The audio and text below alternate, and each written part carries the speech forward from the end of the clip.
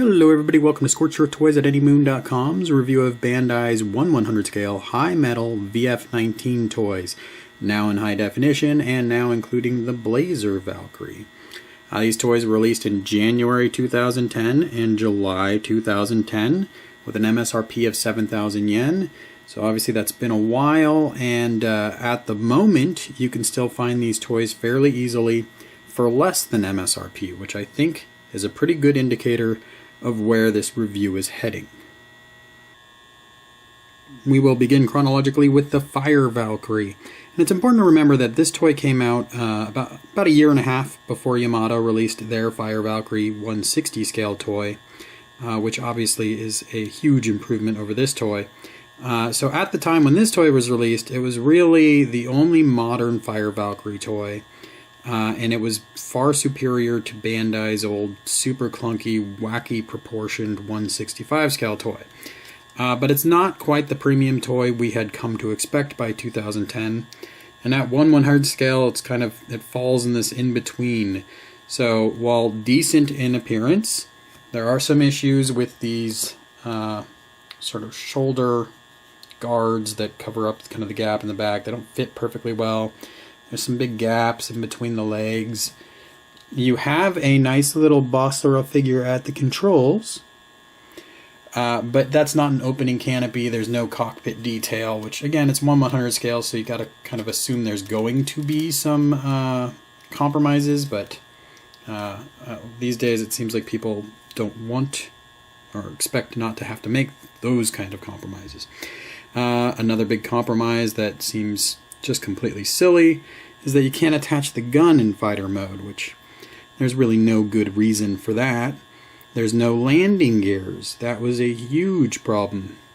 It's one thing to say, okay, there's no integrated landing gears, which there clearly aren't, but they didn't even give you any sort of landing gears, nor did they give you a display stand. So in fighter mode, you can hold the toy and whoosh it around.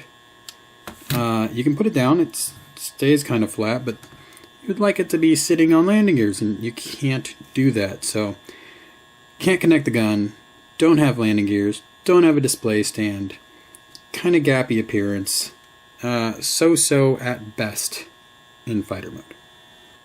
I suppose it's debatable whether or not Bandai intended all along to give us landing gears, or after the uproar created by the Kai release, they decided to go ahead and make an accessory bundle that was exclusive to Tamashii for the VF19 Kai and include landing gears with the Blazer Valk.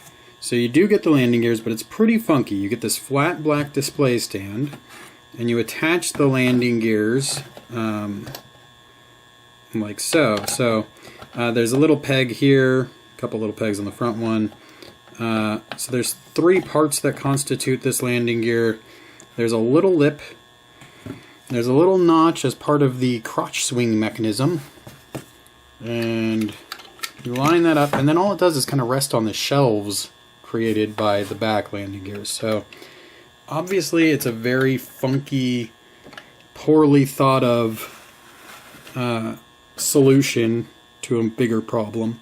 You do have a pilot figure in the Blazer Valk, and it is not just a repainted Basara, so that's nice. The Valk, again, has some fit issues with the big gaps on the sides, kind of the uneven surfaces, and just kind of some gaps throughout, like you can see the yellow coming through there. So, still a huge improvement from Bandai's VF100 line that they had with their VF25 toys, but obviously lots of room for improvement, and I don't think it's just because it's 1/100 scale and there were compromises. I think it's kind of a first modern effort, and it shows. The display stand base that we earlier installed the landing gears in comes with an arm. That arm has a pivot point at the base, a pivot point up above, and then it has a swivel left and right. The swivel left and right has a little bit of a weakness in that it's not ratcheted, so the weight of the toy can cause it to go from one angle to a further angle. So that's a weakness to be aware of. There is a cradle the toy comes with. Cradle attaches pretty firmly. This front peg can be a little misleading, so you want to make sure you've got it pushed in all the way. If you don't, it'll kind of flop, the toy will flop back on there. So if you've done everything properly, it holds on pretty well. You can peg it in at kind of any position you want. You do have to lift it up and put it back in. So a little bit flexibility there. The 19 Kai does not come with a display stand, but there was one sold separately. And with that separately sold display stand came a piece that will let you attach the gun. The Blazer Valk does not have that piece, so you will not be attaching the gun. So here you go. Toy on the display stand. It can pivot, it can rotate. Again, kind of falls pretty quickly all the way to the extreme. So you can get a little bit of an angle there. So good. I'm glad there is a display stand. It makes the landing gears and the wonkiness of the landing gears a little bit easier to stomach. The Fire Valk, again, you would have to chase down a separate display stand for that toy. As a quick comparison before we move on to Gearwalk mode, here is Yamato's VF19 Kai Fire Valkyrie. Here is Bandai's 1/100 scale high metal Fire Valkyrie. There's no question that the Yamato toy is far superior. It holds together well. It is just in every way an improvement over the high metal toy. No question about it. It also runs a pretty steep premium, so you kind of have to ask yourself, if you're in the budget market, what concessions are you really willing to make? And again, I find that the Bandai toy wasn't particularly well thought out, so you're making more concessions than perhaps you ought to be. But that's, here they are together. And we'll look at them again in Batroid mode as well. Alright, here we have Gearwalk mode. I'm not a big fan of VF19 Gearwalk modes, but the high metal toy actually does it fairly well.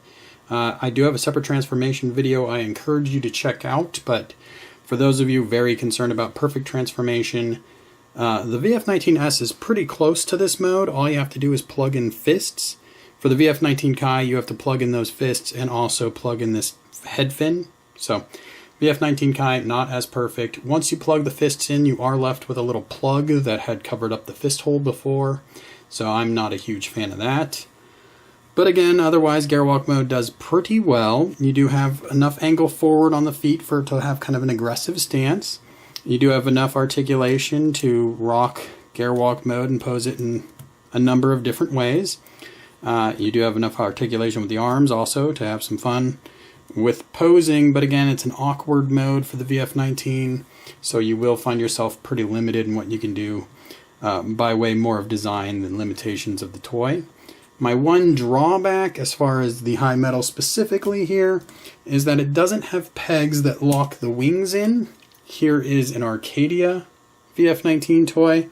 There are pegs that keep the wing into the chest area, and that means I can bump the wing as much as I want, and it's not going to pop anything apart. That is not really the case on the high metal toys, and while they do a pretty decent job of being okay to handle, you do miss a little bit of stability because of that. Not a huge drawback, but something to be aware of. With the VF19S in the display stand, it includes the adapter fits on the back. It holds together just fine like that. You might be concerned because that chest area isn't really locked into anything. I know I was, but ended up working out perfectly well. There are, again, the wings not being locked into place. I did find myself knocking the wings occasionally and having them not be on the same level with each other. But a minor quibble. Also a minor manufacturing issue. This leg, it's put together via pegs that are just pressed together.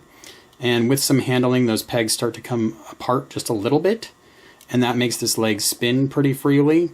So when not using the display stand, this leg can spin out from under me and have the toy fall down.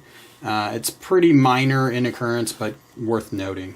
So overall, Gearwalk mode is actually pretty good with these toys. Before we move on to Batroid mode, I have a little bit of a cautionary tale for you. This is the special display stand that was sold as an accessory kit for the VF19. It was sold separately. It has the same arm as the VF19S display stand, the same Gearwalk connector, but when I connect my toy to this stand, the pivot point is not strong enough to hold up the weight. So that might be a good sign, or perhaps a very bad sign, that over time these display stands really just will not do well with Gearwalk mode. I think primarily because all of the weight needs to be supported on the very back of the toy, which puts a lot of pressure on that pivot point because there's no balance whatsoever there. So Gearwalk mode and these display stands may not jive well together. I do have a separate transformation guide I very much encourage you to check out, but I am going to touch on a few things that were touched on there also. Namely, the back filler pieces. So you get these 3 parts in the tray, and you might be wondering what they are. They fill in these back cavities. So just click them in like that.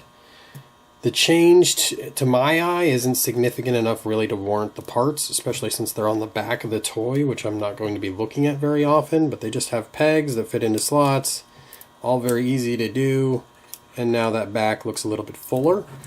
On the 19 Kai, you also have an optional face, which is easy to install. You just pop off the top of the head, pop off the existing face, which I find comes off a little too easily on mine. Then, oops, go ahead and put in the ninja face and put back on that head fin. Just pegs on there. Not a lot of art to it. And there you go. Now, 19 Kai with ninja face. So that's a little option you get with that toy. You would then obviously have to store your original face back in the tray. With the 19S, these are the head lasers that come on the toy. So you can transform it. It doesn't look terrible, but you can remove the back of the head and those lasers and install lasers that jut outward from the head. And that just slides on through a couple grooves. And those also pivot. So there you go. Now you would have your 19 toys in Batroid mode, and those are the optional parts that come with these toys. The 19S toy does come with fists, which did not come with the 19 Kai toy.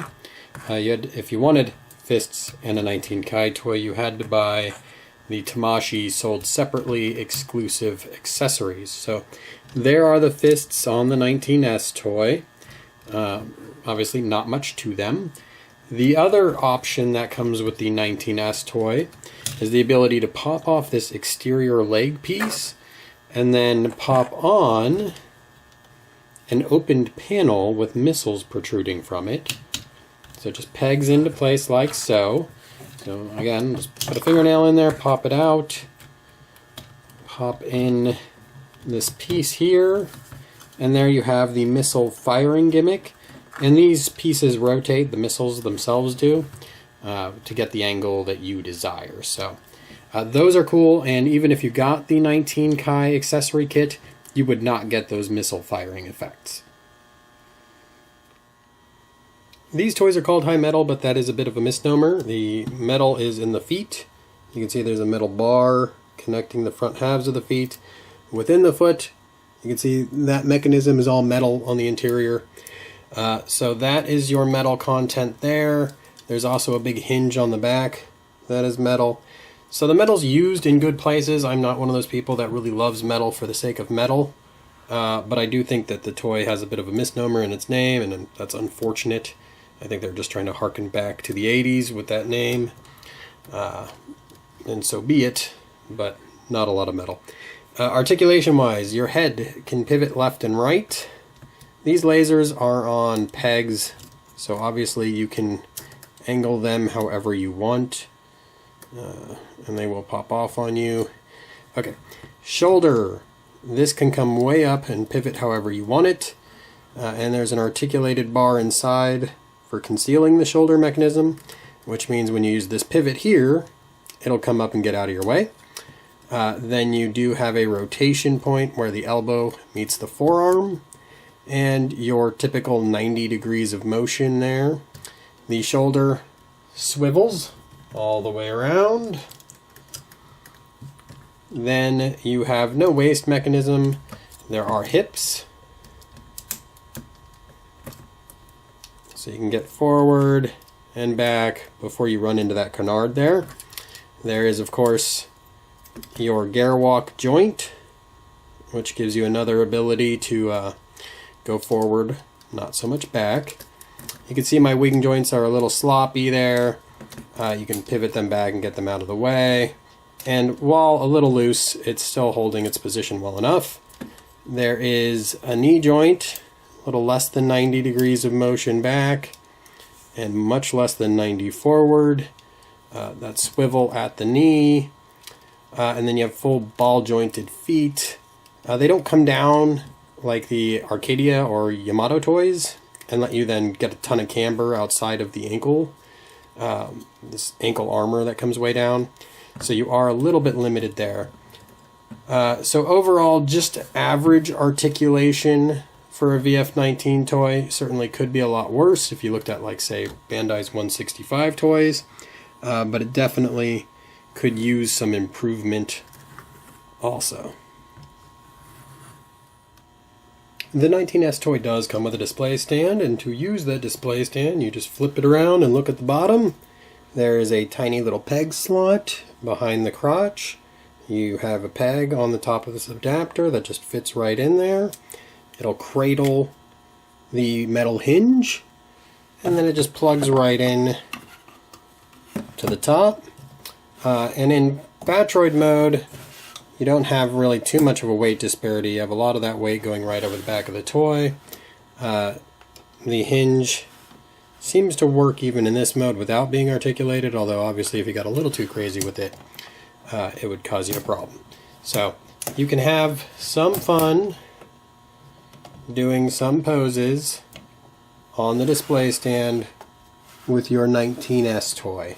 Again, you don't get a display stand with the 19 Kai unless you buy the accessory parts sold separately.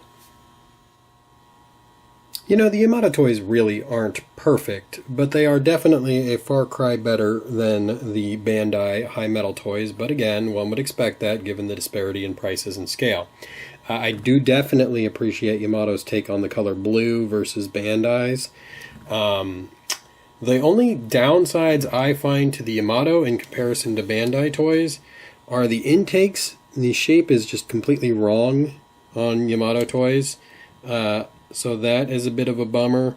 Also, the crotches on the Yamato toys are a little bit loose, and then you have this big gap below the chin on Yamato toys. So those are really the three weaknesses to a Yamato toy, where Bandai actually does things a little bit better. The intake shape isn't perfect on the Bandai toy either. It's still a little bit flawed, but you can see where they were doing a compromise between how it's supposed to look in fighter and Batroid modes. I've never had a problem with any of my high metal crotches. They're all nice and stiff and stay where they're supposed to. And there's no gap at all in front of the chin. That's largely a factor of the shape in fighter mode and what I think Yamato was trying to do, despite the fact Yamato said they were trying to maximize the look in Batroid mode. So there are some pluses for the high metal toys, but many, many, many more negatives. So if you can afford it, there's no question you should go shopping for an Arcadia or Yamato VF19 toy, depending on the style you want.